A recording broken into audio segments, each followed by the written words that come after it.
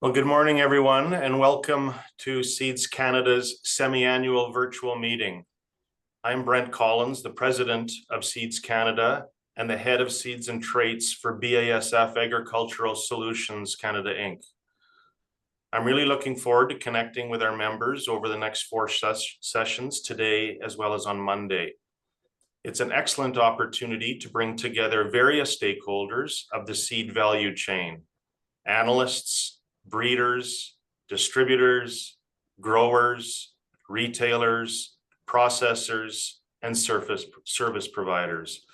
You will not only hear updates on key initiatives from Seeds Canada staff, but you'll also have the opportunity to deepen your awareness of some of the most important issues facing our industry and Canadian agriculture today.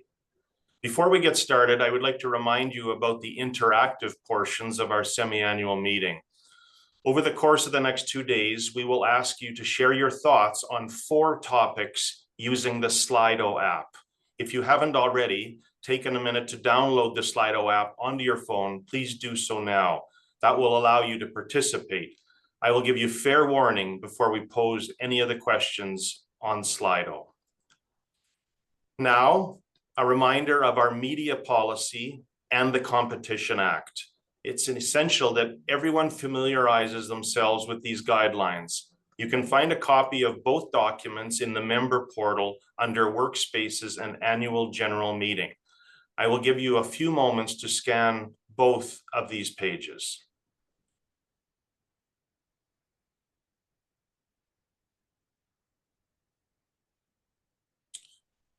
So now moving on to the board of directors.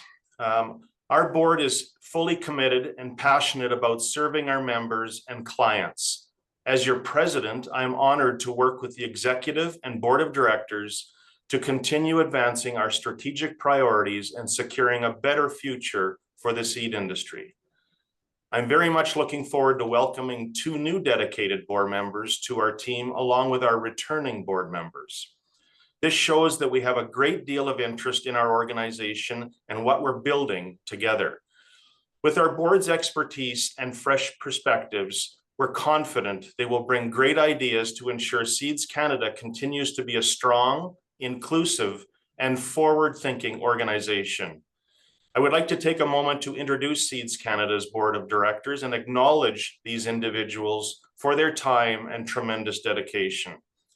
Starting with the rest of our executive committee, Vice President Jeff Leeson from Corteva Agriscience, Kurt Baldwin from Cantera Seeds, Sarah Foster, 2020 Seeds Labs, Michelle Wall, Syngenta, and our board members, including Andrew Chisholm from Bayer Crop Science, Brian Gerard, Jomar Seeds, Chantal Lecavalier, Solio Agriculture, Chris Churko, FP Genetics, Ellen Sperry, C&M Seeds, Jeff Reed, CCAN, Jocelyn Touzignon from Synagri, Mark Metcalf, Nextseed Inc., Monica Kloss, Alberta Seed Processors Association, and Nick Sekulich from Prestville Farms. Next, I would like to introduce Melanie Duquois from Bayer Crop Science, who will shine a spotlight on the present and future of diversity, equity, and inclusion in North American business. Thank you for joining us this morning, Melanie. Over to you. Thank you, Brent. Good morning, everyone. So it's clear today that DEI in corporate America, and in some cases Canada, is in a state of flux. Diversity, equity, and inclusion as a brand is under pressure, and the legal and regulatory landscape is shifting. And some companies have removed DEI staff or removed metrics and targets from public disclosures and internal goals entirely. And several large companies have cut DEI teams. But we've seen that in an Axios Harris poll in 2025, that companies that kept DEI commitments saw reputation scores rise. And as we all know, a good reputation means that customers and stakeholders trust the brand and want to support it by buying its products and services. In fact, even though that some anti-DEI initiatives asking for the repeal of DEI programs increased in 2025, the average support was very low in the region of 1 to 3% of shareholders in support of repeal. So here I'm going to tell you a tale of two companies, Costco and Target. Costco has resisted the wave of DEI rollback. In its 2025 annual meeting, shareholders overwhelmingly rejected, by more than 98%, a proposal that asked Costco to report on legal, reputational, or financial risks associated with its DEI programs. The board publicly defended DEI as consistent with its culture, values, and business model.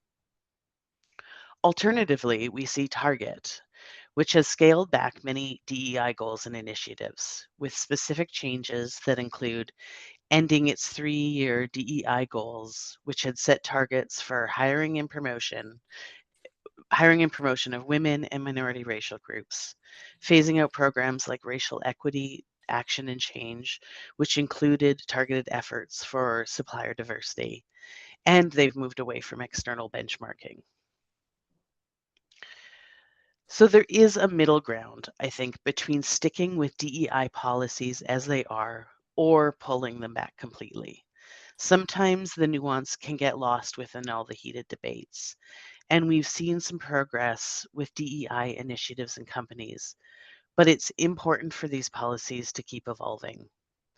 And the agricultural industry has a chance not only to keep supporting DEI, but to lead the way in creating what you might call DEI 2.0. As we all know, good policies need to evolve.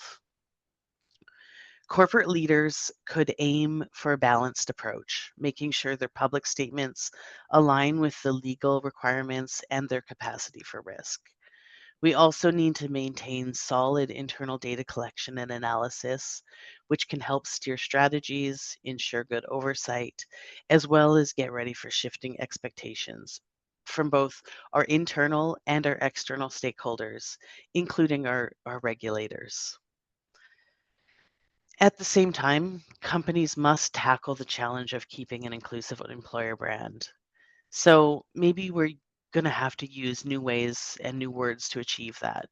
But it's vital that any changes in how we communicate externally don't hurt our chances of attracting and keeping diverse talent, especially when HR, recruiting, and communications are really under the microscope right now. So, as I close out, I just want to give a couple simple and yet impactful initiatives that we can all implement within our companies to foster strong DEI culture. So we could implement inclusive hiring practices, and it could be as simple as using a blind recruitment technique to minimize unconscious bias.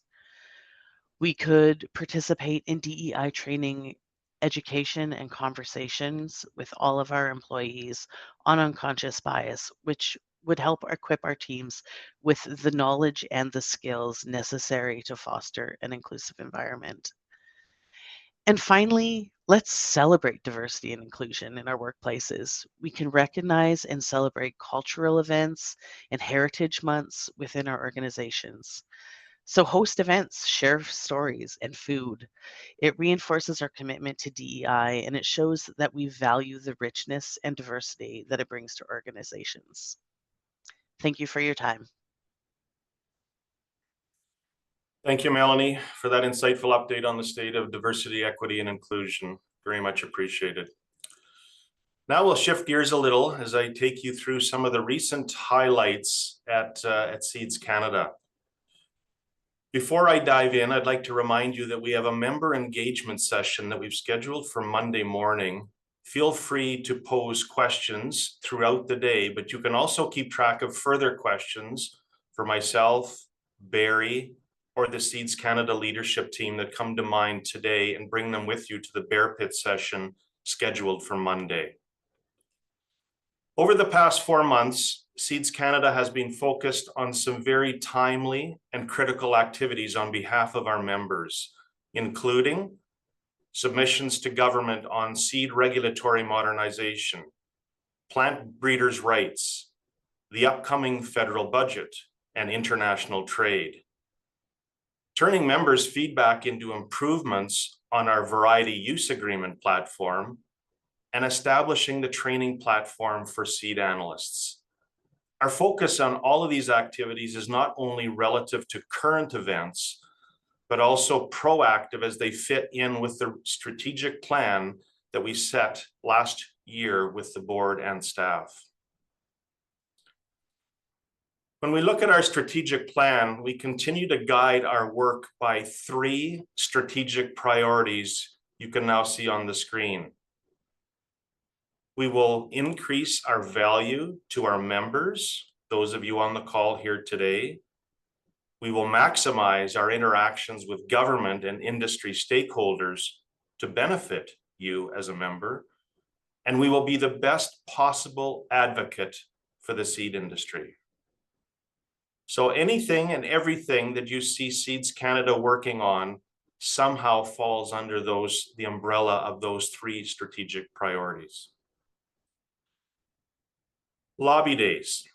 A few short weeks ago, I joined members of the Seeds Canada executive and staff in Ottawa for our lobby day meetings and reception. As you can imagine, it's a hectic time on Parliament Hill, but we secured 24 meetings with members of Parliament on both sides of the House, senators, and key staffers and bureaucrats. New for us this year, and a huge success, was that we co-hosted a reception titled Inputs Unleashed, Powering Canadian Agriculture, along with our ag industry partners CropLife Canada and Fertilizer Canada. Rob Black sponsored, and Agriculture Minister Heath MacDonald addressed the crowd. Our meetings with the minister followed the next day and provided timely, as he recalled that meeting during the afternoon's Standing Committee on Agriculture and Agri-Food. In fact, his opposition critic, Dave Epp, remembered us as well and asked a couple of questions around plant breeders' rights and the VUA. We've learned to be laser focused on our specific requests of each official we met with. They could ask a question in committee, write a letter, or have a conversation with a minister. Whatever it is, we have to ask. As a follow-up, staff is working on our responses to their requests of Seeds Canada. We are also developing a plan to continue our connections with Ottawa throughout the next year. SRM, PBR, and the pre-budget submission.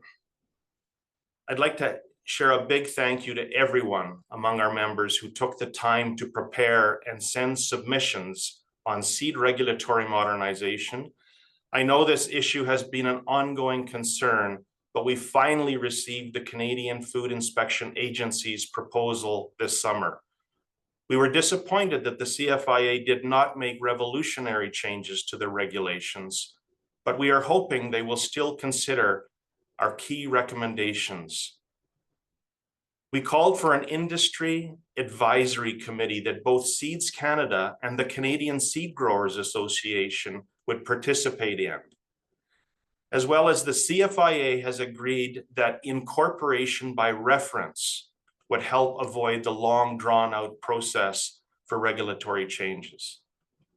So thanks also to those members that stepped up and added your voice to call for plant breeders' rights amendments to move to the next phase, to Canada Gazette 2, and ultimately be made as law. As you know, opposing voices have been quite loud, and government needs to hear from those of us who support the amendments. We also wrote a pre-budget submission and actively worked with the American Seed Trade Association on the Canada-US tariff file. We have been extremely active on the federal file this fall. And now I'd like to pass the baton to Seeds Canada CEO Barry Senft to expand on some of the working being undertaken by the staff. Barry, over to you.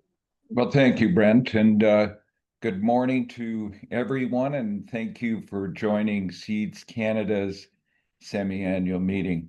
I think you're going to find that today's session, along with Monday's, provides some interesting perspectives from both speakers outside of Seeds Canada and from those within. As Brent has said, there is opportunity for your input throughout the meeting, and I urge you to act on that opportunity. Now, again, Brent has mentioned it, it's been an eventful period of time since the annual conference that was held in Quebec City, and it's keeping Lauren Cumming, our Director of Policy, very, very busy. Shortly after the conference, again, as Brent mentioned, CFIA released the SRM policy document entitled Future-Proofing Canada Seed Regulations for a Stronger Tomorrow, Proposals to Modernize Canada's Seed Regulatory Framework. Now, as you remember, this was a 5-year process. A 5-year process that, while producing a couple of positive recommendations, again, as Brent mentioned, the IBR, or Incorporation by Reference, and the introduction of an industry advisory committee to advise the CFIA on regulatory issues, the results were what I described as underwhelming. Not only did it fail to provide any significant relief to existing regulatory burden, but it also went on to suggest issues of importance be studied for future decision. It took 5 years to say, let's study it more. Usually plans are designed for a 3 to 5 year period, but this one didn't even include a set time frame of which the plan would include. Imagine how much the world has changed in those 5 years. Now, hopefully, with the correct design and implementation of the advisory committee, we can avoid a process that took thousands of hours from both staff and members. After several member engagement sessions and opportunities for member feedback, Seeds Canada submitted comments to the consultation period on behalf of the seed sector. And again, of course, we'll be keeping you abreast of outcomes from that process. On a more positive note regarding CFIA, recommendations for regulatory amendments were made to improve Canada's plant breeder rights, the PBR framework. Seeds Canada and most of the agricultural industry were in support of these updates. But during the consultation period, there were several letters and initiatives opposed to these important updates, indicating that there is still more work to do in creating a culture of respect for intellectual property and linking the importance of IP rights to investment and to innovation outputs. Now, while Seeds Canada submitted supportive comments to the consultation, we are happy to see our members step up and submit as well. On this issue, as on other issues, we need to have a loud, harmonized voice. Another submission forwarded by Seeds Canada was to the federal government's pre-budget consultations for the budget that was released last week.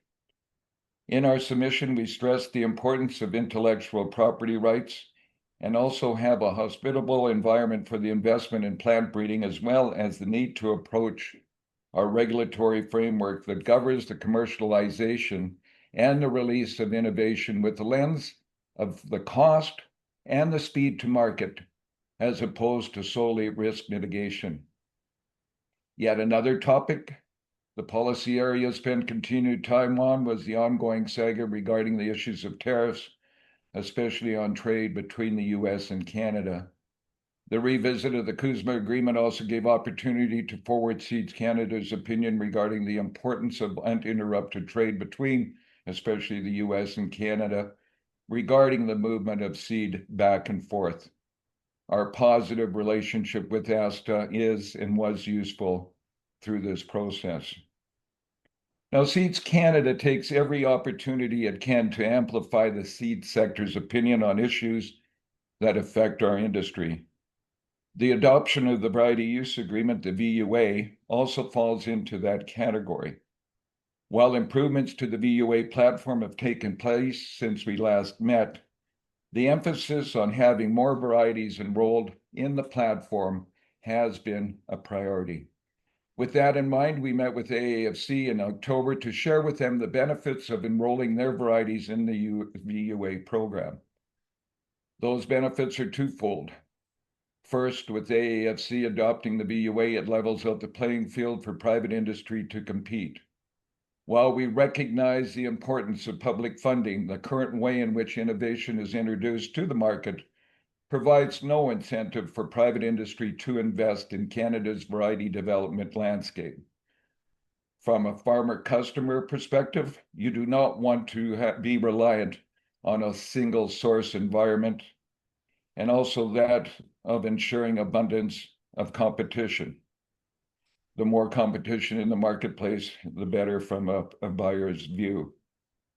The second benefit of having an AAFC enrolled in the VUA is that it would provide additional source of funding to strengthen their commitment to plant breeding innovation, ensuring that past, current, and future budget cuts do not hurt Canada's ability to adapt to new challenges and to remain competitive. This issue was one of the two topics raised as again, Brett made comments about our lobby days, and this was one of the two topics that we met with politicians and officials, and also another meeting with AAFC on this topic. Now, the VUA platform is one part of our overall emphasis on the intellectual property file. IP Director Lauren Hadley, Manager of IP Services Mel Rickey, and the Business Services Steering Committee are working hard to assist our members with protecting their seed innovations effectively. We continue to enhance the user experience on the VUA platform and allowing developers to collect royalties for the farm-saved seed used. We introduced a tip line to assist in market monitoring and the identification of unauthorized sales of protected varieties, and refer this information to the appropriate distributor for their follow-up action on it. Seeds Canada has also recently contracted with an investigative company to perform investigations and audits on behalf of our members, assisting them in following up on suspected illegal sales. This additional service offered by Seeds Canada supports the efforts for our members to secure returns on protected varieties. On the member relations file, as Caitlin Lake continues to better understand the seed world environment, Caitlin is formulating new initiatives that support Seeds Canada's vision on being the leading voice for the seed sector. These efforts focus on strengthening member engagement, enhancing member value, and attracting new members to Seeds Canada. Next month, you're going to be receiving a member survey, and on Monday, Caitlin will be providing more detail about that survey. And we urge you again to, when you receive that survey, to fill it in and get it back to us, because your feedback is critical in ensuring that we're moving the needle in the right direction. In the area of comms, Kelly has been in the role of Acting Director of Communications for 3 months. Now, along with providing the day-to-day comm services needed, Kelly is meeting with members and staff to gather input for an updated comms plan. The draft plan is currently under review, and the execution of that plan will begin in December. Services provided by the client services team, led by Director Roy Van Wyk, remain strong. Survey results show that Seeds Canada's client services not only meet expectations, but also add value through their knowledgeable support. Now, while participation in the registered seed establishment, RSEs, has plateaued, we are seeing steady growth in the organic business along with the Farm Sustainability Assessment Program. While marketing remains cost-effective, new clients to client services are largely referred by word of mouth. Our focus on clients will increase with updates to the website, enhancing our audit services, and streamlining internal processes. These improvements will support our continued growth into the future. Now, back in February, we made the strategic change in responsibilities by bringing the professional seed analyst members' activities into client services. With that, it matched up our staff who had worked directly with seed analysts with issues like delivering the seed lab accreditation program. And there has been significant progress made over the past number of months in advancing the interests of our professional members. In the finance and member services area, we have begun the process of creating a new website/portal by completing an inventory of resources of interest to our members. This initiative is part of the development of the Center of Excellence, and again, initiative identified in our strat plan, where a repository of relevant data will be made available to our members. In an ongoing effort to reduce cost, we are well into the process of reducing the IT expenses by 10%.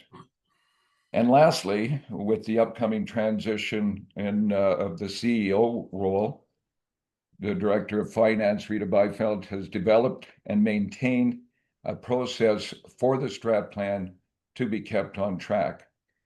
And with that in mind, I'm just going to take a couple of minutes to share with you just again the process. Brent had mentioned the big goals, the 3-year goals that were developed back in Winnipeg, and I talked about them at the last semi-annual meeting. They were freshly minted from our October meetings. And of course, he identified the 3-year goals. From that, we have a drop down of 9 goals in supporting those 3 goals. And I'm not going to, they're out in front of you. And from those 9 goals that the board and the leadership team worked on, we took that back to the staff. And with that came up with 57 tasks. And those are tasks or performance objectives. Next slide, please. So with that, the 57 tasks are assigned owners, and those owners are the leadership team. We have measurables in there so that we can gauge that. They're tracked on SharePoint. And again, these drop down to every employee, all 16 employees that we have within the organization. There's quarterly reviews with the leadership team, and we do this in a collective manner, and again assess and gauge what is on track and what isn't. And twice a year we'll be reviewing that plan and where we are with the board. And we actually just did that a week or 2 at a board meeting.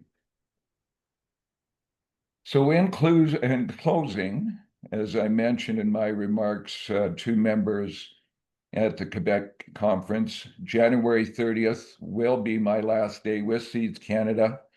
And while you're not quite rid of me yet, I'm going to be around for a little while yet. This will be my last opportunity to report to you in this type of venue. And I just want to say what a privilege it's been to be chosen as the CEO to assist in the building of Seeds Canada. For an organization that had some challenges coming together, such as the final days of Seed Synergy, uniting a team throughout the COVID era, providing virtual services to members, and then immediately pulled into a prolonged review of the seed regs, I believe Seeds Canada has done amazingly well. I'm very proud of what Seeds Canada has achieved over the past 5 years, and I truly believe the best years are yet to come. Yet another benefit to this role has been the additional circle of friends and colleagues that I've gotten to know, and I want you to know just how much I've appreciated those relationships. The third benefit of this job is getting to work in an industry that is so important to the farmer. I value the opportunity to play a part, however small, but a part in an industry that has driven significant innovation for farmers' use both in the past and will increasingly achieve in the future. And I'm very proud of being part of that. My thanks go out to the founding board of directors who had the confidence in hiring me, and the board members who've come on the scene since. A special thanks to Ellen and to Brent. I've really enjoyed working with you both in your roles as presidents. I couldn't imagine being in this role without your support and counsel through that time. I also want to thank the Seeds Canada staff for their dedication to the organization and to the leadership team for the same. And a special thanks to Kristen for your assistance and support through my time here. So thank you. Cheers. Thanks again, Barry, for addressing us in what is your final semi-annual meeting with Seeds Canada. As you all know, Barry will be retiring at the end of January 2026. Although we know we'll never truly replace Barry, I want to update you on the search for our new CEO. The recruitment process for the new CEO started back in August, and through the process, we received interest from many upstanding members of the Canadian seed value chain.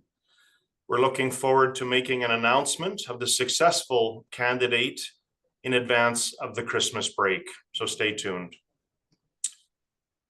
The Seeds Canada Award of Excellence. Next, I would like to let you know that this award nominations will open in January of 2026.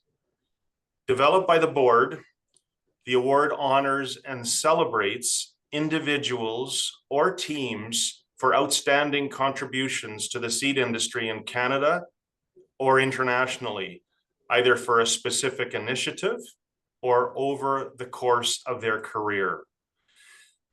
The award committee will evaluate nominees on demonstrated leadership, achievements, and results, as well as their impact or innovation that has positively impacted the seed industry. We will send a member alert email in January with detailed information on how to nominate an individual or a team. We look forward to announcing the winners at our annual conference in Saskatoon next July.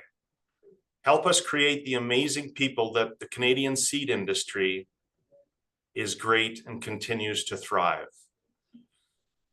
Now, with that, we have some time now to take some questions from the floor.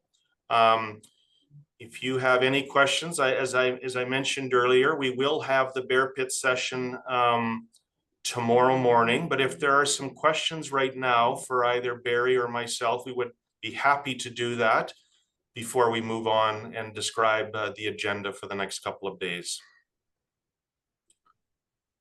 So Lauren Cummin, maybe I'll ask if there's anything that has popped up. We'll wait a couple of minutes here, otherwise we'll move on. So I don't have any questions in the Q&A yet. Just a reminder for everyone to put them into the Q&A. I'll just give it a second to see what's going on here.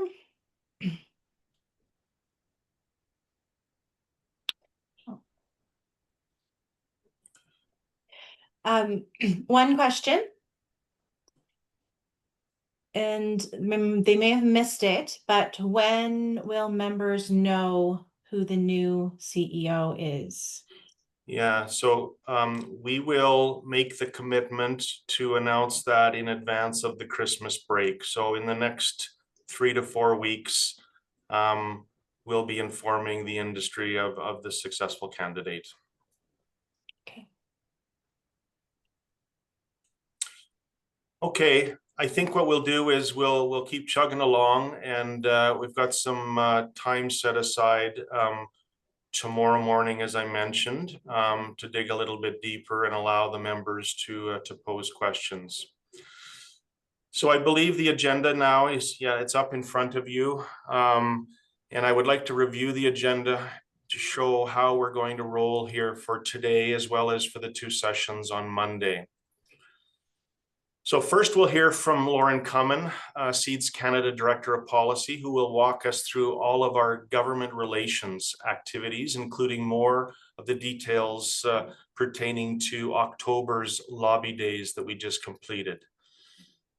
Then we'll close out the morning session with Tyler McCann of the Canadian Agri-Food Policy Institute, who will provide further insight into what we should expect next in federal agricultural policy. Lauren Cummin will kick off the afternoon with an update on the status of the SRM process and what she sees as the next steps for the seed industry. Following that, Lauren Hadley, Director of Member Relations and Intellectual Property Services, will provide a detailed update on the VUA, midge-tolerant wheat, and other intellectual property issues. Then Roy Van Wyk, Director of Client Services, will review what we have put together for seed analyst training curriculum and share what we've accomplished with our clients across the spectrum of seed and organic certifications. We'll wrap up our first day with a session I'm really looking forward to, and that's Perspectives from the Field, a panel of farmers that we've assembled. We will have Stuart Lawrence of Rosetown, Saskatchewan, Kevin Bender of Bentley, Alberta, and Terry Vanderwall from Denfield, Ontario, with us to share what's really on their minds. We will lead with the question, do you believe Canadian varieties will remain competitive on a global basis? So that should be fantastic later this afternoon. Switching to Monday, we'll return and we will begin with Mark Zinkowitz of Seed World Canada, who will present an update on the Canadian Plant Breeding and Genetics Award. Following that, Sarah Foster of 2020 Seeds Labs will update us on a seed analyst workshop, as well as the upcoming International Seed Testing Association annual meeting taking place in Calgary, June 22nd to 25th of next year. After that, we'll hear from Bill Wirtz of the Consumer Choice Center. Bill will bring his international experience to help interpret the impact of agri-food policy in North America and around the world. To close off our morning, we will have the Bear Pit session that I mentioned. This is an opportunity for meeting participants to join breakout groups with your peers to discuss and formulate questions for Barry, the staff leadership team, and myself. Get your inquiries ready. This is your chance to pose questions you've always wanted to ask. After lunch on Monday, we'll hear from Craig Clemmer, Manager of Thought Leadership at Farm Credit Corporation. He will lead us on how to unlock Canada's agricultural future. Following this, Sam Crowell, Senior Director of International Programs and Policy for the American Seed Trade Association, will update us on key issues south of the border and how they will affect all of us. In our final session, members of the Seeds Canada team will outline our plans for another exciting seed school and our annual conference, which will take place in Saskatoon next July. So now I'll pass the screen over to Lauren Cummin, who will provide a government relations report. Over to you, Lauren. Thank you very much, Brent. I'm just going to share my screen and hope that the first try works. Caitlin, I can see you. Can you give me a thumbs up that this bright screen is showing? Perfect. Okay. So good morning, everyone. Lauren Cummin, I am the Director of Policy. And this year, myself and my colleague, Nicholas Stratford, have been managing the government relations portfolio in addition to policy. And they obviously dovetail quite nicely together. Going to be talking a little bit this morning about our recent lobby day activities. If you don't know, if this is your first time at a Seeds Canada event, we do an annual lobby day where executive and other directors and staff we'll all get together in Ottawa. We set up a number of meetings. I believe Brent referenced those in some of his comments. And we talk about some of the issues that are really important to you, our membership. So why do we lobby? Sometimes it can feel quite futile, and other times it's quite impactful. So, lobby days for us really do help to serve a strategic purpose for our advocacy and our policy portfolios by creating those direct opportunities for our members to engage with elected officials and policymakers. So we obviously have a number of goals for the event. Building relationships. We make sure that we meet with quite a diverse group of individuals, from junior staff up to MPs and ministers as well. There is a lot of turnover in bureaucracy, and people move around quite frequently. So, you may be speaking with a junior staff member today, but tomorrow, next week, next year, that person could be in quite a position of influence. So it's really important to make sure that you have that relationship established and that they understand your issues so that they can take that understanding into every position that they are in. We want to make sure we educate. I think we, in the seed sector, and I think this is true for many sectors, we take for granted what we know and what is just obvious to us because we live it every day. But there are a lot of concepts that, those who don't participate in agriculture don't understand. An interesting one, for me is always the idea of farm safe seed. So when we talk about farmers purchase certified seed of a cereal crop 20% of the time, we assume that they understand what's happening the 80% of the time. But that's not intuitive for someone who isn't involved in the sector. So we do have to make sure that we start our education from that very ground level and then build up. And that can take time, but it does ensure a deeper understanding and better policy outcomes. Obviously, we want to influence policy. That's a given. That's what lobbying is all about.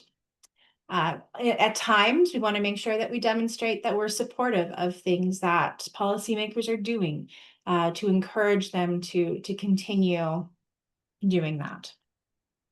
It's also about training and empowering our members, our directors, and our staff who are participating in the events. They may go on to participate in other lobby events. They may be repeat performers in the Seeds Canada Lobby Day event. And it's really important to build a good base layer of government relations expertise for anyone in the seed sector. And then, of course, provide visibility for Seeds Canada. We want to make sure that the Seeds Canada name is out there. When policymakers are doing studies or want input from stakeholders, we want them to say, I know who we can go to talk to the seed sector. We can go to Seeds Canada. We met them at their lobby day. So there is a lot of value in lobby days. You may not have immediate outcomes. We just certainly didn't walk away from Ottawa and have a new policy in place that was favorable to our members the next day. But the goal is that you build on in layers, and that will overall help you to advance the policy goals for the organization. So for our lobby days this year, we did bring 2 different issues. And I know that, the issues that we brought may not be issues for everyone. It may not be your priority issue, but it's really important that we do limit the number of things that we bring to policymakers during these lobby days events. And part of that goes back to what I was saying about the importance of building that base layer. You don't want to overwhelm. Usually you only have 30 minutes with a policymaker if you're lucky. And there's only so much that you can get through, and you want to do a thorough job. So we did bring, two main issues to lobby days. That doesn't mean that we're not working on other issues, or we didn't discuss other issues if they came up. But both the issues that we did bring to lobby days have been, seen by our membership before. We presented them at our AGM in Quebec City, and they should be of no surprise to you. So the first is regulation for growth. And you've probably seen a lot of media and various posts on LinkedIn about the need for Canada to reduce our regulatory burden, to reduce red tape, and to make sure that our regulatory frameworks are modern and actually enable our industry to live up to the potential as an economic driver of the Canadian economy. So, I think this is, again, of no surprise to you all. Our current regulatory framework, especially for seed, is very risk adverse, and in some cases actually discourages agricultural innovation. One major, outcome that Seeds Canada is looking for, one tactic for creating this environment for growth, is to reintegrate CFIA back into AAFC, so that the organization is better able to support productivity and growth. For those who may not have the history there, CFIA used to have a reporting role to CFIA, and that largely changed 10 years ago now. And having CFIA and health may make sense for certain functions of the CFIA, but in others, the focus on health and safety in some of our agriculture regulations is very minor, and they really should be focused on productivity and growth. So, as I mentioned, we did make some recommendations transitioning CFIA to AAFC to better account for the need for our products to have a timely and cost-effective path to market. We also talked about the need to look at some of our regulations that we currently have and ask ourselves, does that need to be regulated? Whenever there is regulation, there is additional costs for oversight, etc. And if we're able to move any of those low-risk consumer acceptance-based regulations over to industry as voluntary standards or best practices, that can help both the government and the industry. And of course, throughout the SRM discussion, which is ongoing, unfortunately, we've been talking about establishing an inclusive seed regulatory advisory body, and that was a concept that we first introduced at our AGM in Winnipeg back in 2022. Over this past year, we did release a joint statement of support for this concept with the Canadian Seed Growers Association, and we also commend CFIA for including this in their proposed changes to SRM, the policy document that they released this summer. So that was something that we continue to push for. The second policy recommendation or priority that we brought forward during lobby days was incentivizing investment and innovation. And this is really around our intellectual property framework in Canada. We've been talking about this for so long. I'm sure it's very familiar to you all, but without policy reform, Canadian farmers do risk losing access to top tier varieties. And this is maybe not in all crop types, but certainly is a much larger risk in crop types like cereals. To remain competitive, we do need to increase investment into plant breeding. And that's investment either from the public sector or the private sector. So some of our recommendations are including AAFC varieties in the variety use agreement. If you don't participate in cereals, especially in Western Canada, you may not be aware that Agriculture and Agri-Food Canada's varieties, at least in Western Canada, are not in the VUA, and they do have a policy that they are not eligible for the VUA at this time. There is, of course, one public variety from AAFC in the VUA and in Eastern Canada.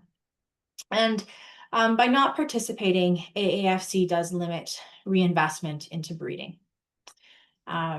We did some quick, back of the napkin math, looking at all of the yield guides across Western Canada, and had AAFC entered any variety that they've released since 2020 into the VUA, this could have generated an additional $22 million into our Canadian breeding pipeline.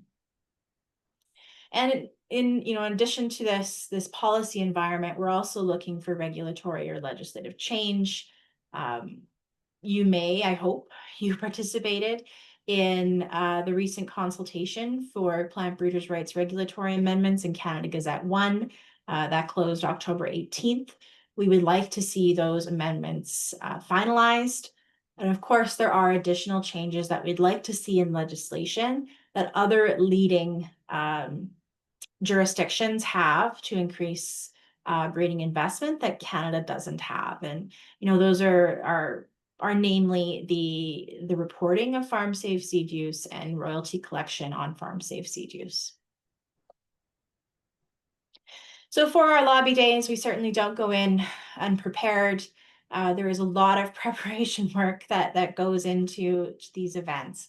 And it's not just playing phone tag with various chief of staffs and admin assistants. It's also making sure that we have really clear, crisp documents that we can refer to in discussions, send in advance, and of course leave behind. So we did develop 3 leave behind documents. Each were two-sided. One to introduce Seeds Canada, one to talk about our IP topic, and the other to talk about our regulatory topic. We also host a reception in conjunction with our Lobby Days event. And this year we decided to try something a little bit different. It's always good to have more voices in sending a message. And as I mentioned when I was talking about our regulatory priority, there are a number of voices that are calling for regulatory change in Canada, that are calling for a regulatory system that is less risk adverse, that enables and supports industry, that reduces regulatory burden, and that ensures products get out to users in the most cost-effective and quickest manner possible. So we were able to join forces with CropLife Canada and with Fertilizer Canada and do a joint reception. And we called our joint reception Inputs Unleashed, Powering Canadian Agriculture. And it was a very successful reception. It was hosted by the Honorable Senator Rob Black, and had quite a good attendance list. During that reception, we were really looking to push the regulatory piece, so the need to modernize and streamline regulatory frameworks and to boost competitiveness through innovation, infrastructure, and predictable policy. So a few pictures of the night. It was again a very successful night. We had about 150 attendees. The conversations were obviously very engaging because very little food and drink was consumed, which I think, in this case is a really good sign, because everybody was buzzing about the topic. So as a bit of a roundup on what we experienced during our lobby days. So we did have 3 teams. Each was made up of directors and staff. Obviously, when we go into these events, it is our directors, our members that are leading the conversation, and staff are in the room for backup on any technical facts, making sure that we are taking notes and following up. We did our meetings over 3 days. It's tough to nail some of these people down, They have a number of engagements every day. Groups are in and out constantly. So, it is good to have a few options for them to be able to meet with you. We did have 24 individual meetings throughout those 3 days, as well as 2 follow-up meetings so far for members who are not able to meet with us during that week, or something came up and we had to move something. Lobby days does not end. The reception night. We don't just go home and forget about it. We are still. It's been almost a month, and we're still working on follow-up. So of course, first we send our email thanking everybody for meeting with us, sending our background materials, and then we do tend to get other queries. Can you send me information on international jurisdictions, regulations around IP? And so we make sure that we get that information out. We had, again, very successful reception, 150 reception attendees. The room was quite warm by the end of the night. And as a result of our lobby days, we did have an invitation to appear before the Standing Committee on International Trade. And so I had the opportunity last Monday to appear and talk about the importance of the CUSMA agreement and free trade for the Canadian seed sector. And of course, also, put a plug in there for making sure that Canada has enabling regulation and the services needed to support industry in trade initiatives. There's been a lot of discussion about diversifying trade, and that's positive, but we need to have the background supports to make sure that our industry is successful in that diversification. So in terms of next steps, as I said, we're not done. We don't leave lobby days behind and say, well, until next year. So still very diligently working through various follow-ups and requests. So we've sent a lot of submissions. We've had requests for submissions on seed regulatory modernization, on the CUSMA consultation, on plant breeders' rights, on our red tape reduction submission, on our pre-budget consultation submission. So I think that's really positive that policymakers are interested in what you, the seed industry, has to say on some of these bigger topics. And of course, another thing that we do is reflect and learn how we can be better. So, I mentioned we were surprised sometimes that there were a few concepts that we treat as basic knowledge in our sector that are new to those who are not in the seed sector. So we always go back and try to strengthen our lobby materials and messages. And for me, sometimes that's taking a few steps down and getting rid of some of that technical jargon, and making sure that we're starting at a place where both sides understand. So that is sort of a rundown of our recent lobby day activities. Happy to take any questions about what we heard, what we expect to see in the future, what worked, what didn't, etc.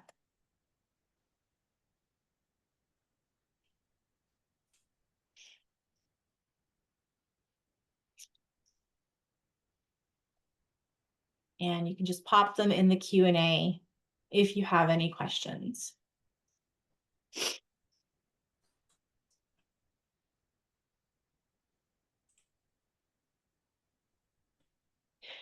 So I have a question here. Which parties did we meet with? Were we specifically targeting liberals, conservatives, etc.? And we always do try to meet with a balance of groups. We have various committees that are set up that will have membership from all parties, and sometimes really good questions, really good resolutions can come from the party that is not currently in power. So we do, of course, first target our ministers that are relevant. We do try to meet with MPs from any and all parties that are involved in the relevant committees that, that are committees that may have some sort of a touch on the seed industry, as well as members that may be in regions where we do have, a big seed sector presence. What kind of messages do you find resonate best with government officials? So I would say, this year, the message around regulatory burden and reducing red tape really did resonate.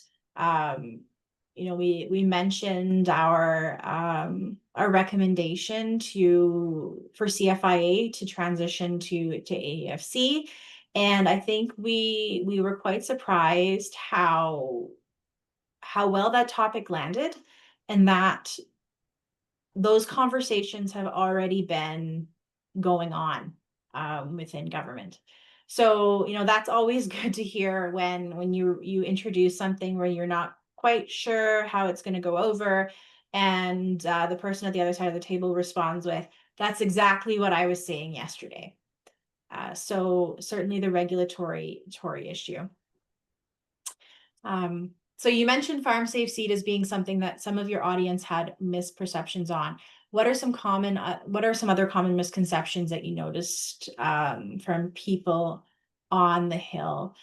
I think we talk about the seed regulations as if it's like, yep, everybody should know it. The golden rule, the seed regulations, but certainly not the case. So there was a lot of confusion too around seed regulatory modernization and the intellectual property piece. And I think that just tells us that we need to do a really good job of defining which issue is which is a regulatory issue, which is a policy issue, because a lot of policymakers who don't play in this area, this is brand new to them. And I remember my first day at Seeds Canada looking at the seed regulations, and have to remember that they are they're in that same boat where it's quite confusing.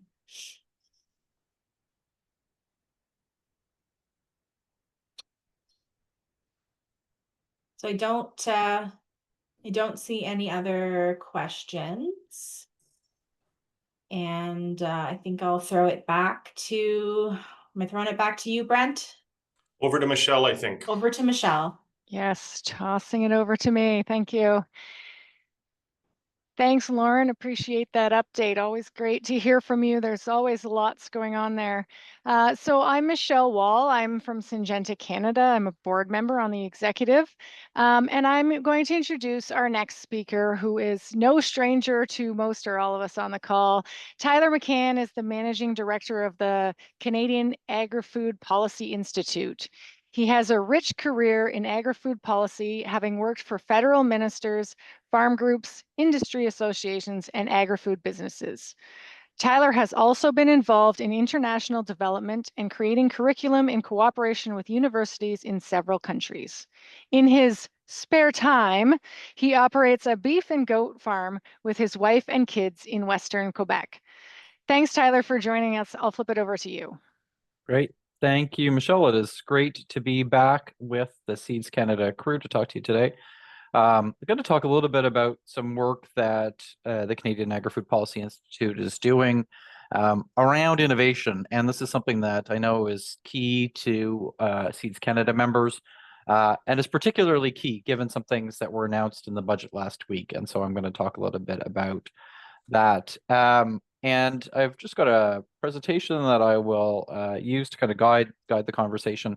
We often talk about, we started this talking about how do we build a 21st century ag innovation system in Canada. We think that this is, when you look at what agriculture needs, when you look at our challenges with productivity, with investment, innovation really is what has got us to where we are today, and innovation will be what gets us to where we need to be tomorrow.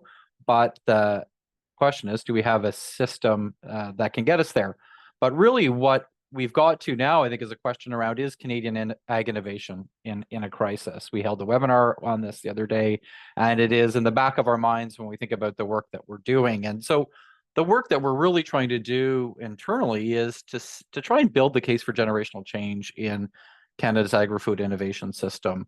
You know, that involves building a consensus on the challenges and opportunities that we face, trying to bring different people together to connect them, and to try and develop a kind of a shared framework for how we think about this, bring forward some actionable recommendations, and look at what do we need to do going forward. And I want to spend some time, I probably should have made this graphic bigger, but when we think about the ag innovation system, it really is that graphic at the bottom, where we start at that fundamental R&D at one end, go right to adoption at the other, and recognize that people and skills plays a really important role across it, and the policy and regulatory piece goes underneath it all. And we really, I think, should be in everything that we do thinking about the system as a whole.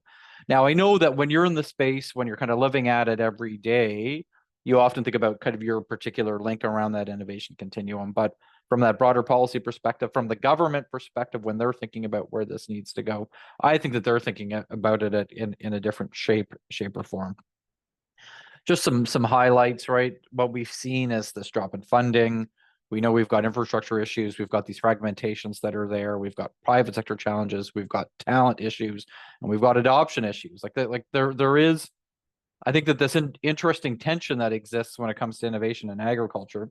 And when we look at it from the policy landscape, where we want to acknowledge that we do have an innovative sector, that we should be proud of the innovations that we've got. But underneath the innovations that we're seeing today, we've got this challenge around the fact that a lot of the innovations today are incremental.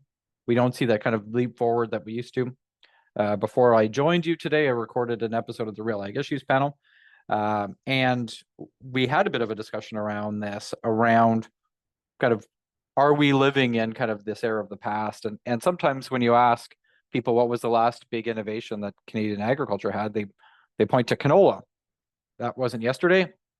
Sean Haney on the show tried to point out that we've done things since then, and he went to no-till and as kind of a more recent example, but that's still 30 years ago. And so, you know, how do we look at this kind of difference between the ongoing innovations that are happening all of the time, that are incremental innovations, and the need for kind of these bigger changes to try and keep pace with what's happening around the world? And so we recently put out a report about ag R&D at a turning point, really trying to say that our system that has been the driver of prosperity in the system faces these really significant challenges. We need to try and build more dialogue around what those flaws are and what needs to be fixed. And we think that there's this challenge around how do we clearly articulate what we want out of the ag R&D and innovation system. And I think it's the ability to clearly articulate what we need out of it that really drives through what that thinking is. And so beyond this report that we've done some survey work. And so now I'm going to try and tie some things together to kind of share some perspectives on it. You know, we asked some of our stakeholders, people that are involved in the ag innovation system, how do they think our ag innovation system does compared to other sectors of the economy? And the majority of respondents told us that it's weaker. And a quarter of respondents said much weaker than other sectors. We see this challenge where the people that are in the system know that there are these issues where the system does work well. If you are a commodity group, if you are a research institution, whether or not that's Ag Canada or a university, probably your system is working okay, but there's kind of inherently some problems within it. We know that it's not just a money issue, that there's problems with structure, with coordination, and so people that are in it seem to recognize these challenges that exist. Money certainly is an issue. If you look at how Ag Canada spends its money, that spending is largely going down. It is absolutely going down when you look at if you adjust it for inflation. If you look at how much we're spending as a percent of farm cash receipts, we're about average in the OECD these days, but the problem is that wasn't always the case. We used to be real leaders in this space when it came to ag innovation spending, and unfortunately, we've fallen from being a leader to being just average. And if you look at private sector investment in agriculture and food manufacturing in Canada, it's slowing down. And that doesn't need to be the case. I often like to contrast what we see in Australia to what we see in Canada. Europe, the US, maybe not a fair comparison. I think Australia is. And where we see spending going down in the Canadian context, they see it going up. But there's this sense that we need to make change. And one of the things that we do, and we look at the kind of the broad policy landscape at CAPI, often one of the things that we run into is that we need, part of our job is to try and convince people that we need change, try to convince people that change is better, but that doesn't actually seems to be the case in the innovation system. I think that there is this sense, again, what the survey told us is that people were pessimistic that the system could deliver the outcomes that we needed to without major reform. I think people have baked in that we need change to happen. That actually isn't the stumbling block when it comes to ag innovation in Canada. The stumbling block is what do we do about it? But there is the sense that despite that awareness that change needs to happen, it's not actually happening. And so we think that there's this challenge around how do we get to action? People are coming at this from different angles, different directions. We've got these different set of interest mandates that are barriers that people are approaching this from a different angle, and so the different mandate that you've got will influence the approach that you take to looking at systems reforms. And we do continue to kind of tinker around the edges, but I think that there's this sense that the tinkering around the edges, well, it is making things better. It's not making things good enough at the end of the day. And so we asked people about kind of what are the challenges that are standing in the way for the ag innovation system, and we see this issue around funding. We see the issue around regulatory barriers. We see a lack of a focus around productivity within the innovation system as it's kind of big things that stand out there.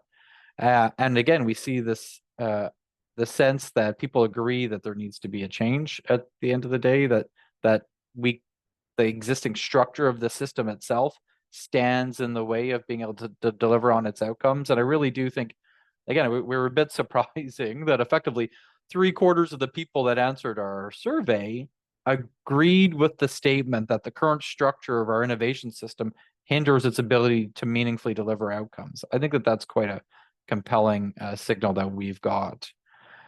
And then there's just this mess of challenges, right? So this is a kind of this mix of policy issues, regulatory issues that are there, complexity within the system, overlapping and duplication, and a lack of coherence around where are we actually trying to go? How do we actually work together on this?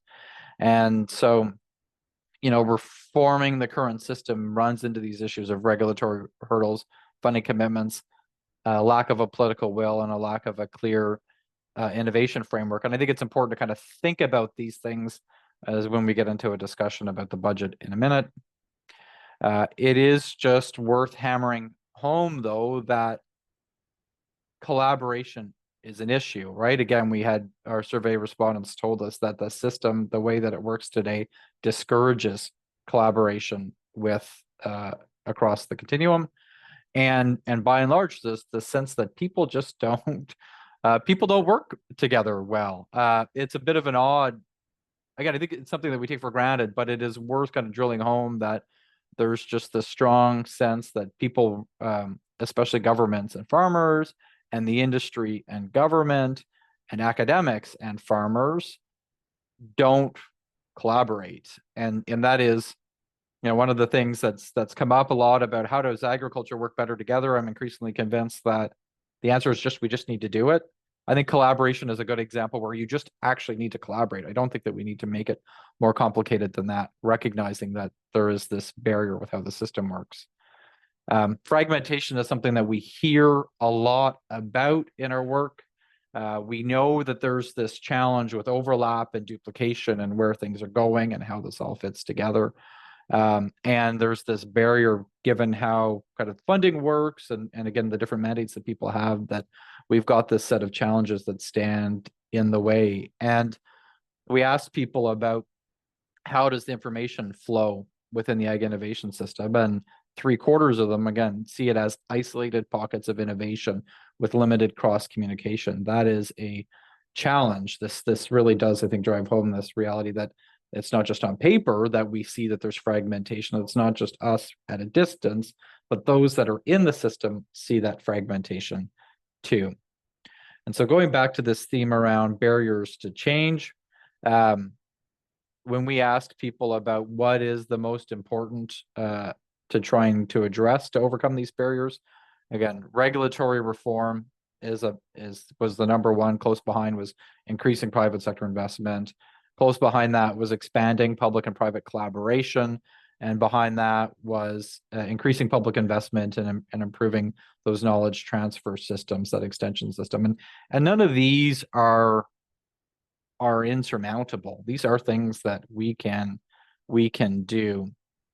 Just briefly, we did ask the survey about how do we measure success of Ag R&D in terms of inputs and outputs. And when it comes to inputs, it seems like there's this investment is how we should be measuring the success. Are we investing more?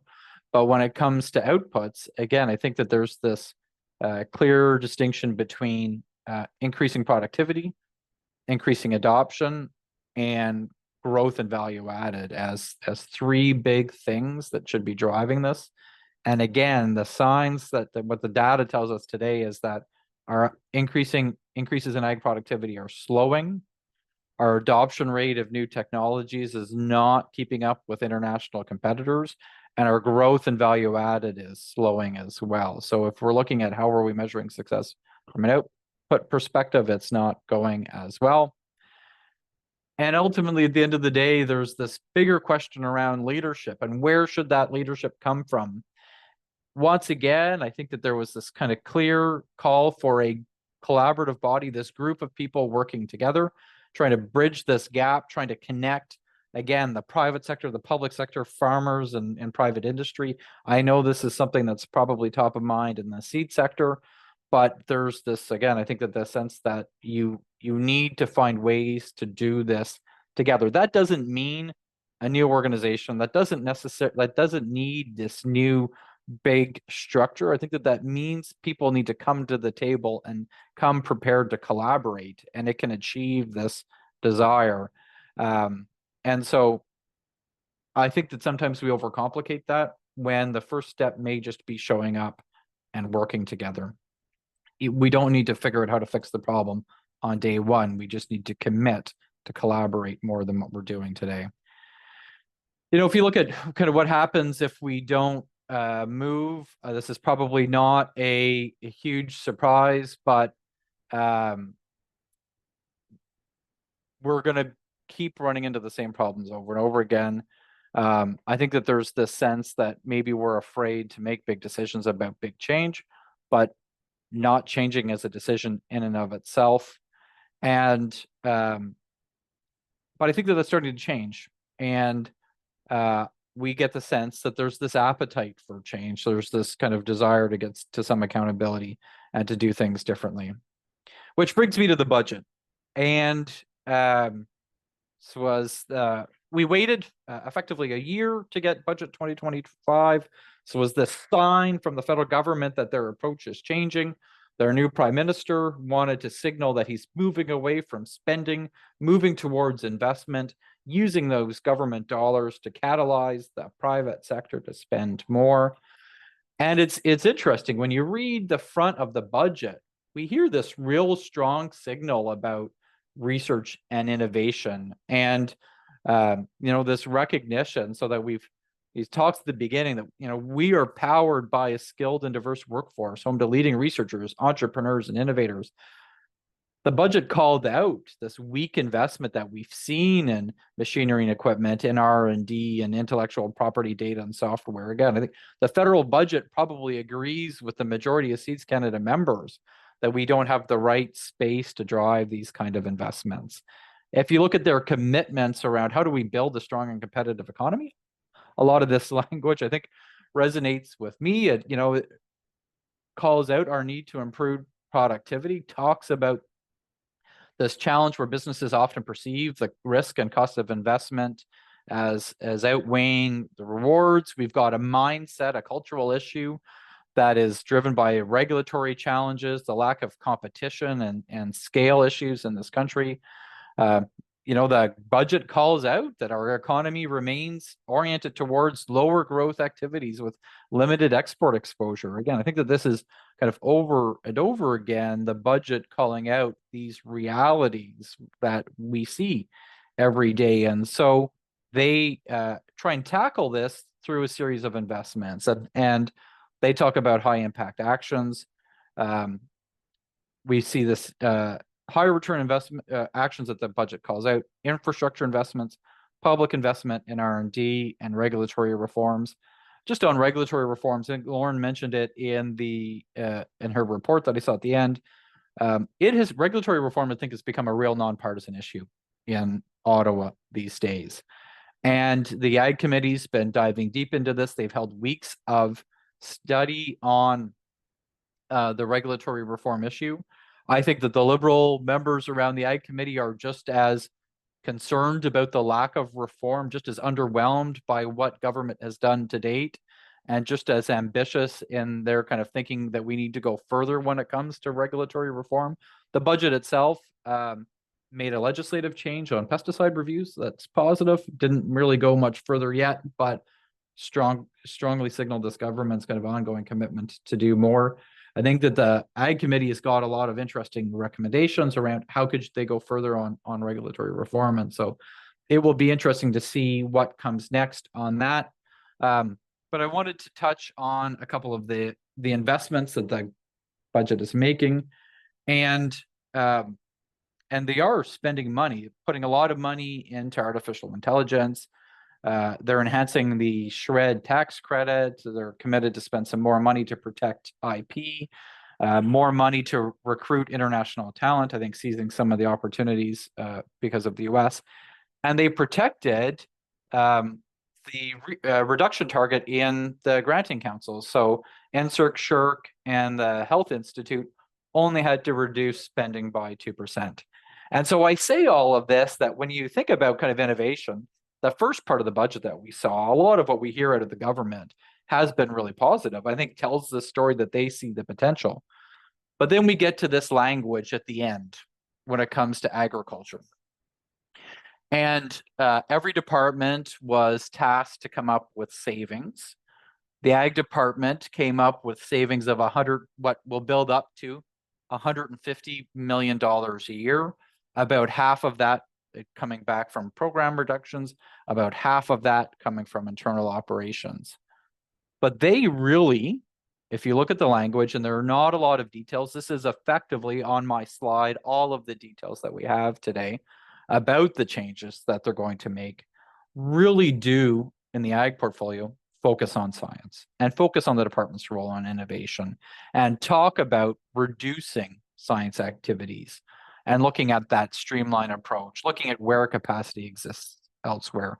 And so in other parts of the budget, when the government's doubling down on innovation, in the agriculture section, arguably they're not. Arguably they're pulling back.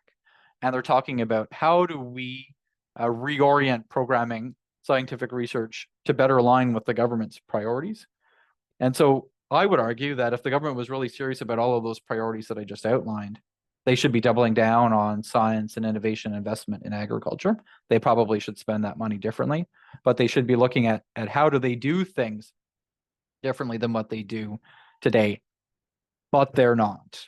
And they are instead cutting back on spending. They do talk about continuing to fund science and innovation through grants and contributions. So it looks like they've protected their science programs like AgriScience and AgriInnovates. And it does look like they're focusing at internally changing their operations. Again, it is pretty explicit about AAFC will focus on core priority areas and streamlining their operations to make them more cost effective for the long term.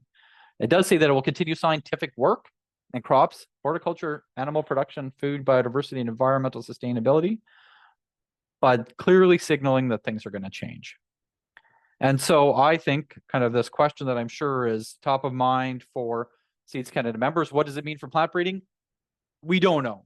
The language that I showed you on that last slide is all that the government has said today. What we have been told, what the government has communicated publicly is that they're waiting to find out if the budget is going to pass before they start releasing more details. But by all accounts, they have the details. They know that they're there, and they're just waiting for kind of this political hurdle to get over it. But I think if you look at some of the things that the department has said in the past, it should give you a kind of a sense as to where things are going to go. And part of where things are going to go, I think, when you look at it in the plant breeding context, is to remember first and foremost that when they are thinking about this issue, just as we have been thinking about ag innovation as that entire continuum, that's the way that the department is thinking about it too. So across the entire sector, across the entire innovation continuum, the work that they're doing. But even within wheat, they're thinking about it much more beyond just their work on plant breeding. And the next couple of slides include some different things I got out of a document that, an access to information document where I was trying to understand what's going on inside the department. Some of this is information that they've used publicly. Some of it are slides that I think have been presented to Seeds Canada in the past. Some of it isn't. But, while they spend a substantial amount of money in this commercial work, when they're investing quite a bit in the commercial activities, they really do spend a significant amount in the foundational work, that pre-competitive research. I think a space where they see more of a focus. Again, they are trying to move in that direction, and the service work that they're doing, they're looking at how do they be more collaborative. And ultimately, when it comes to the commercial work, I think Ag Canada has long been signaling that they need to take a more commercial approach, and there needs to be a sustainable commercial mechanism. Again, this is not new. These are pieces that have been around for a long time, but I think line up with some of that language that we saw in the budget language this week. But there's no easy transition for the government to make when it comes to plant breeding, when it looks at where the government goes on innovation as a whole. Again, I think the department has been very transparent over the years that if they keep doing all that they're doing today, they're going to do less of some things. And there needs to be more dialogue and engagement with that broad set of stakeholders around what is the role and where do things go. I think some of these slides around why the changes that Ag Canada makes impacts everyone just reinforce that. I think that they do know when they're talking about streamlining science that this is going to impact everyone. I'm really curious to see what their engagement with the sector looks like going forward and how things play out. And some interesting lessons again that they've put to that, again, I think probably align well with where the Seeds Canada membership is going. And so we know that there's just this change coming on the science footprint coming out of the budget. I think that there's a chance, I don't know this, nobody's telling me, that may impact the work that it's doing on plant breeding. Maybe it doesn't. But I think if you look at the lessons that are here and kind of how they're characterizing things, it's the sense that they know the issues. The department is not, these things aren't lost on them. And so I think that we know that a new model was already coming. Again, I think that they go back to it. They've talked about by 2028 getting to a new wheat science model. Again, not just a new wheat breeding model. This is about much more than wheat breeding. This is about what does science look like as a whole. And they've taken this now at a higher level, again, across the entire departmental footprint. What does their science approach look like? They want to collaborate more. They want to reduce that overlap. They are going to transfer more to the other sector. So we know that these things are coming, but we know that hopefully they're not going to try and come up with that model on their own. In the past, they've committed to trying to do this all together. I think that they've been looking at how do they engage stakeholders in that conversation. So hopefully the budget creates some more focus and drive towards that model and that change in the future. But ultimately, I think we really are in this space where we're living in a world where this old African proverb, right? If you want to go fast, you go alone. But if you want to go far, you go together. And I think it drives home the reality that we live in today, that any of these changes that we're looking at, the solutions are going to come from working together. It's going to come from Seeds Canada and its members finding ways to kind of work with the impacted farmers.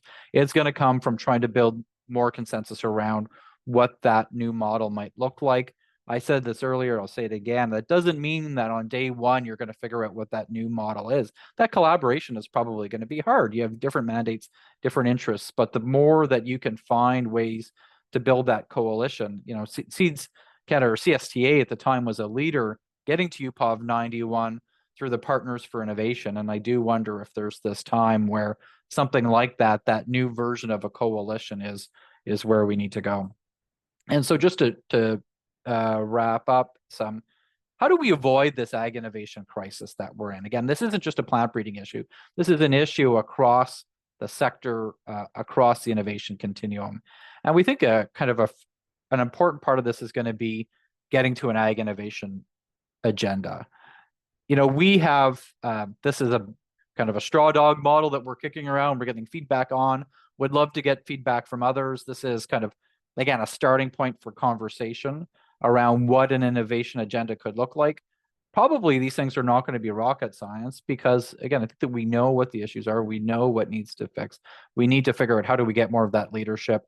We need to figure out how do we look at addressing scale through more of a one Canadian approach. We need to look at better investments and results, regulatory modernization, the digital world that we're going into, and structural change inside the sector. And so we're trying to put this forward. We want people to tell us where we're right or where we're wrong on this.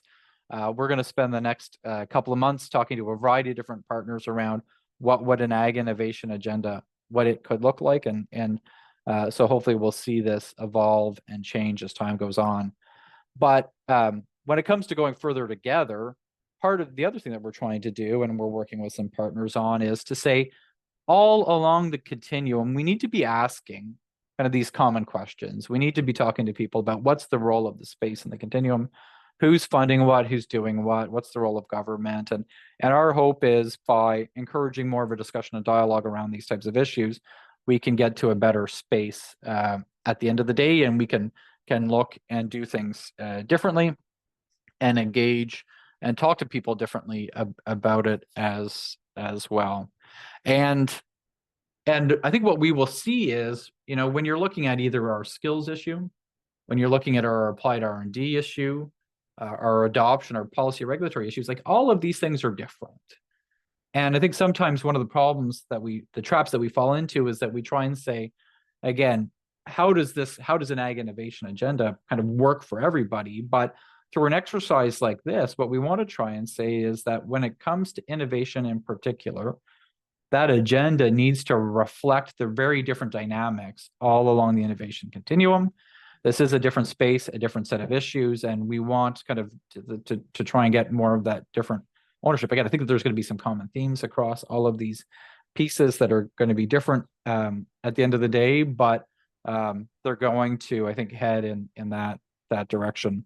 Wanted to also, I've got my picture is a little bit wonky on this slide.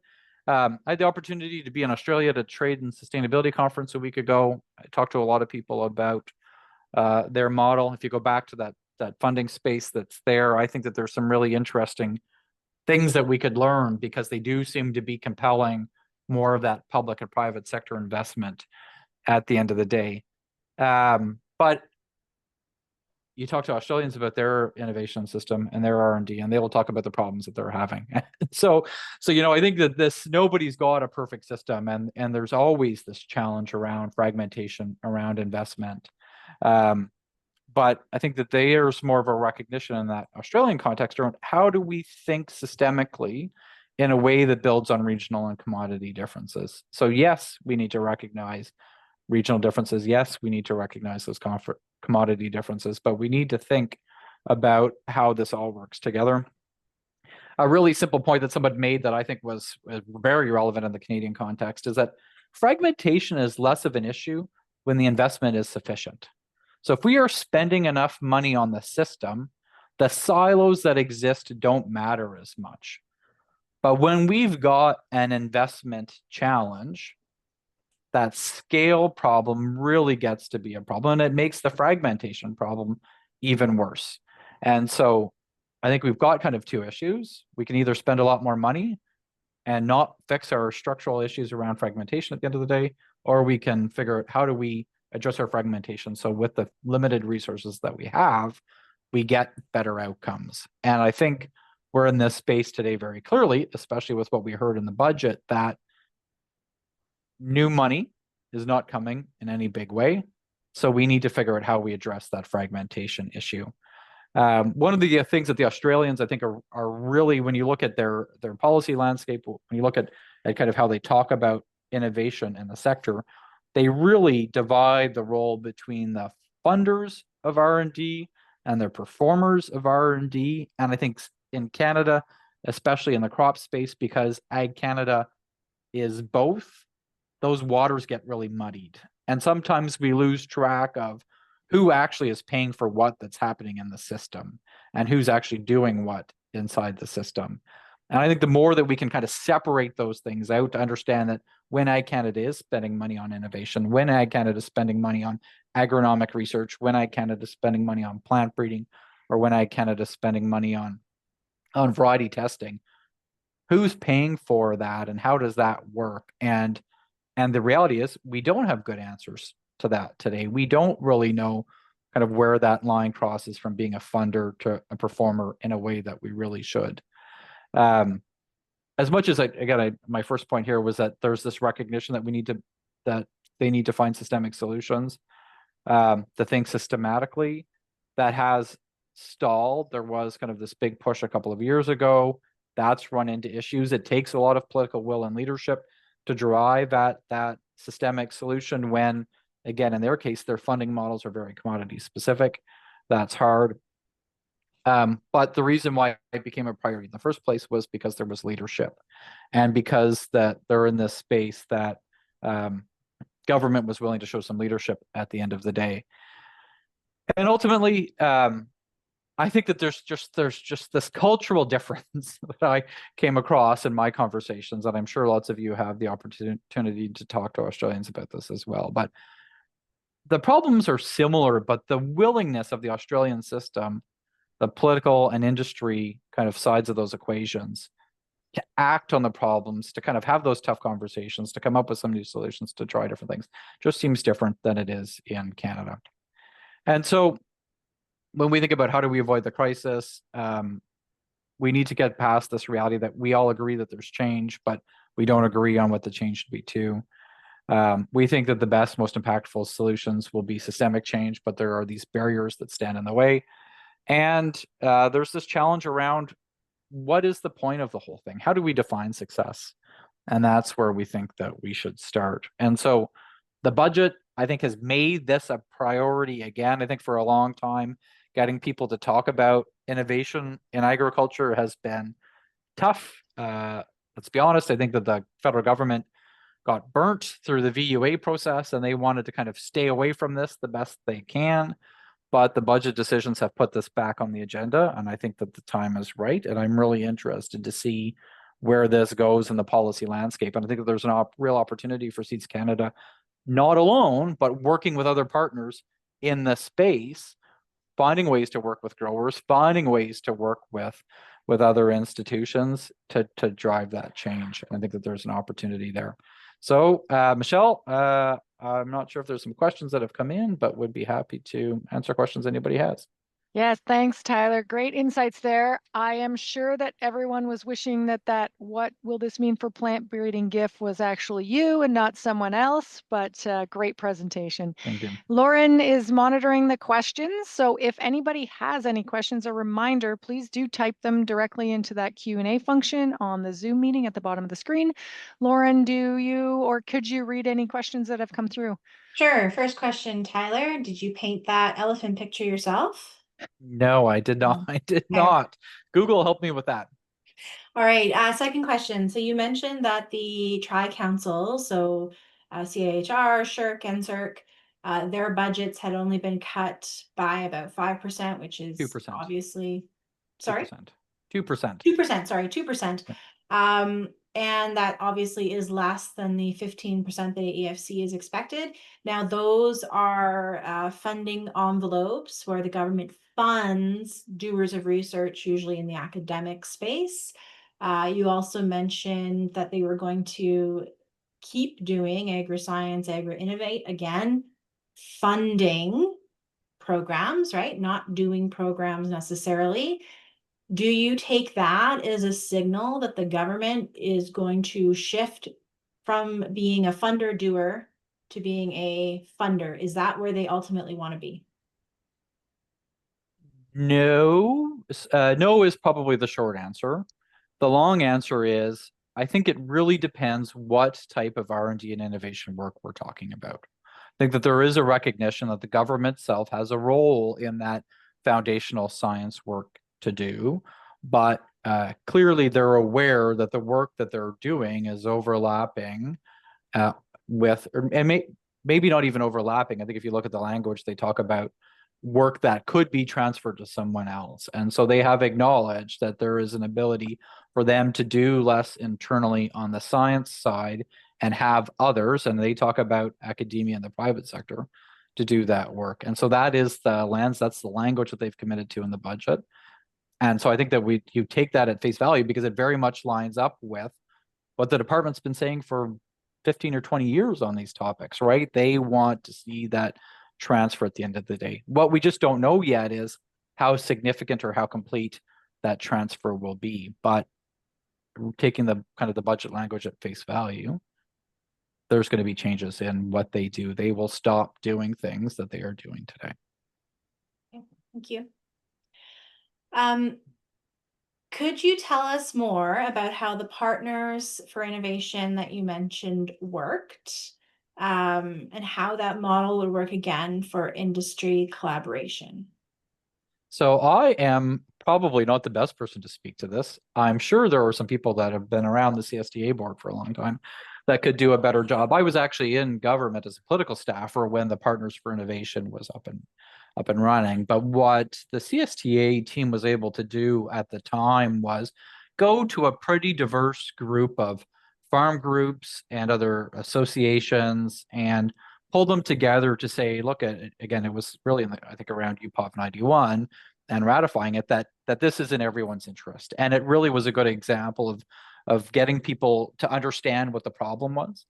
You know, the challenge of not being UPOV 91 compliant, get them to understand the benefits of becoming compliant, and to do that together as a team. And I think it really, especially because of the challenges that came with UPOV 91, again, we used to get letters in the minister's office from Catholics women's groups who were opposed to these things. Like it was the opposition came from kind of odd places. It wasn't just farmers that were concerned about what it might mean for farm safe seed, but there was this broad coalition of groups that had come together that all had some skin in the game, that were all willing to say, like, no, look, we understand there's a problem and we need to fix the solution.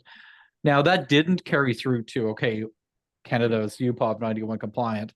Now, how are we going to put royalties in place and how are we going to take advantage of those changes? But again, I think that there's this sense that if you look at getting people to agree that we've got a problem, I think that first step is probably easier today than it has been. And so I think that there's a real opportunity for Seeds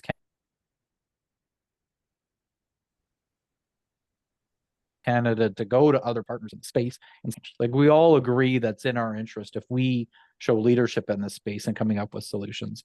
And I really do think that one of the benefits of the Partners for Innovation exercise was that it was broad. You know, this wasn't a couple of players coming up with kind of a unique idea. This was something that worked for everybody. And the more that you can do that, the better.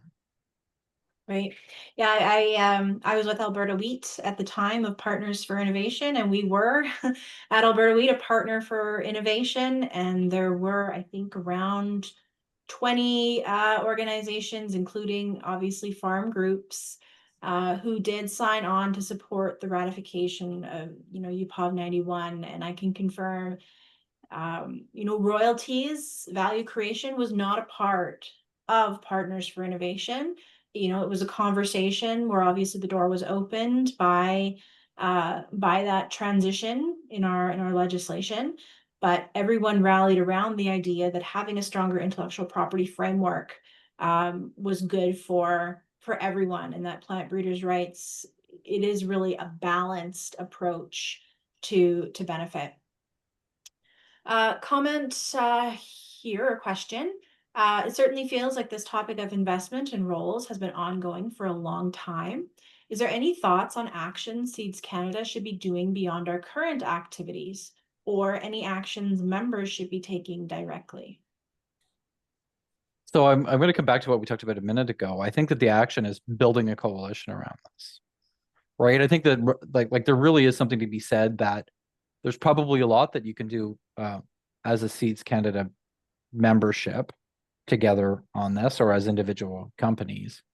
But if there really is this opportunity, and I think that we will find out in 2 weeks some more details around what changes the government's making. So part of it also is, I think we just need to wait and see. I don't think we're going to have to wait a long time to find out about how the role of government is changing. But I think that once that happens, and once we know where things are going, that ability to kind of bring people together is important.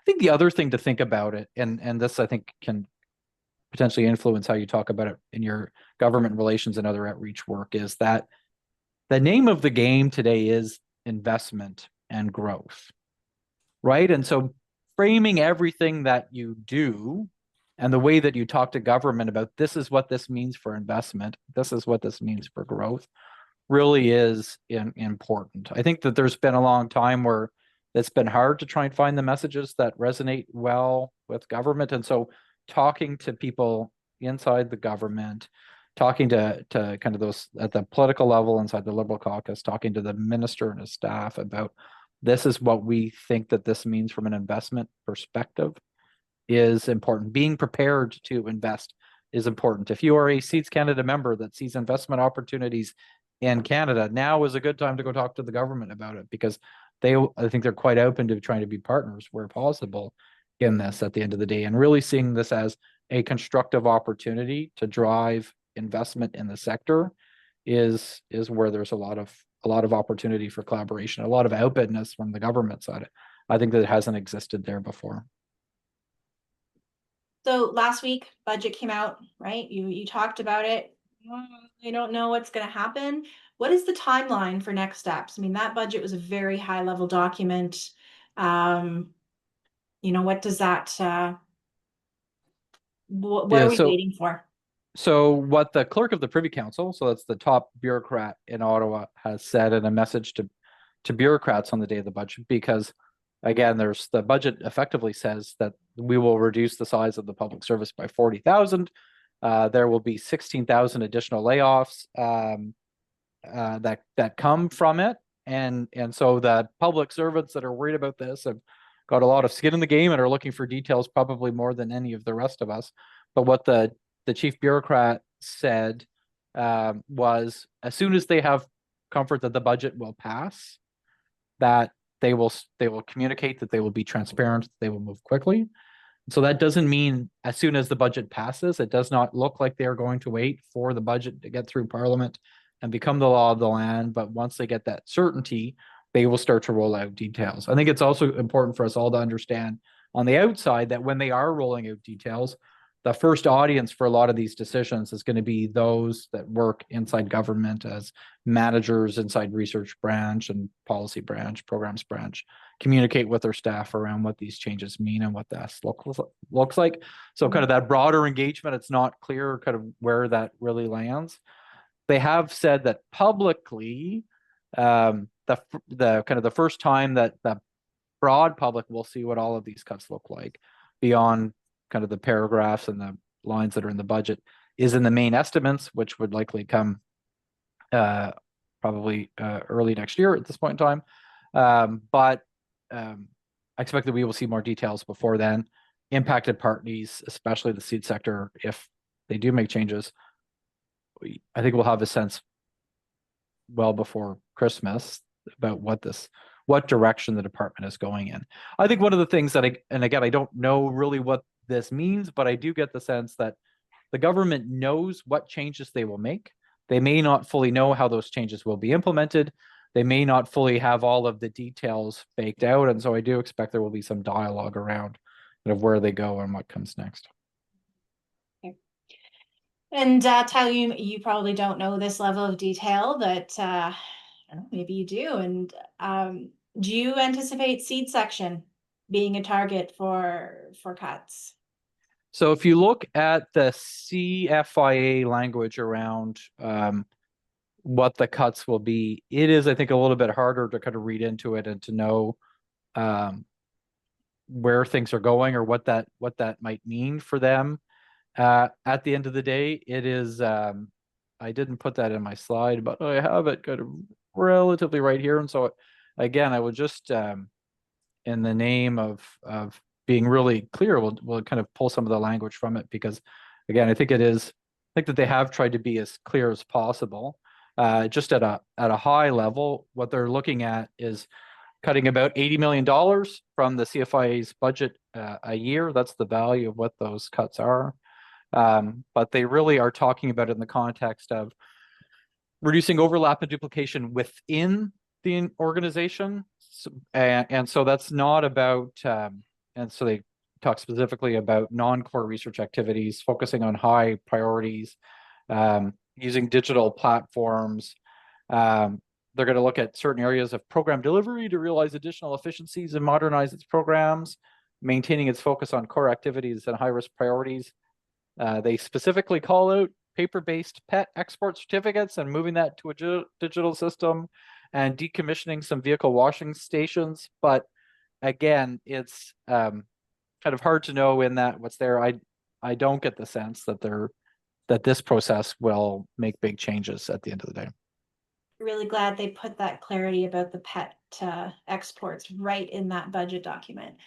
So just say on that, Lauren, quickly, that they put out on the iCanada side that they were getting rid of the Living Labs piece. And one of the things that I heard is it sounds like finance officials kind of just pick things out of it. So it's really hard to know kind of what's going on here. I got told don't read too much into the specific language that's there, but PET export certificates is some of that specific language on the CFIA side. Well, thank you, Tyler. I'm going to throw it back to Michelle. Thank you, Tyler, very much. We always appreciate your insights. It was so great that you could join us today. And thanks, Lauren, for moderating the questions. We very much appreciate both of you being here today. So everybody get your phones ready, because I'm going to flip this back to Brent and he's going to pull up the first Slido question. Thanks, Michelle. And Tyler, stay tuned, because I think this question is really applicable to your to the content that you've shared. So there's the either the QR code or the number if you've dialed in to the slido.com. And I'm just going to read these as everyone is connecting to Slido. The question that we're addressing today is, what innovative development in the seed sector makes you most excited? And it's discrete. You need to make one selection. Is it modernized regulations, innovative plant breeding technologies like gene editing, artificial intelligence and digital tools, or new markets and trading partners? I think those are four excellent options. And Tyler, the one slide that you put up that you're looking for some feedback on, I think really touched on these 4 points as well. So this might be contributory to your need to try and gather some info. So plant breeding technology, gene editing looks very popular. And I think, Brent, the big question is, now that we've got some better regulatory guidance, is Canada ready to be a leader when it comes to the exciting gene editing potential? Yeah. No, it's really good. Okay, we'll let that continue to noodle here a little bit, but Michelle and Tyler, thank you ever so much. Really, really relevant content for us here at the semi-annual. we'll let this continue to populate here for a few minutes. So thanks to everyone for your participation this morning. We'll now take our break and resume session 2. And I think that's at 2 p.m. Eastern, noon Mountain. And please note that it is a separate new Zoom meeting invitation that you will need to utilize to join the afternoon session. So thanks everyone for all your contributions and your attention, and we'll see you in a couple of hours. Thank you.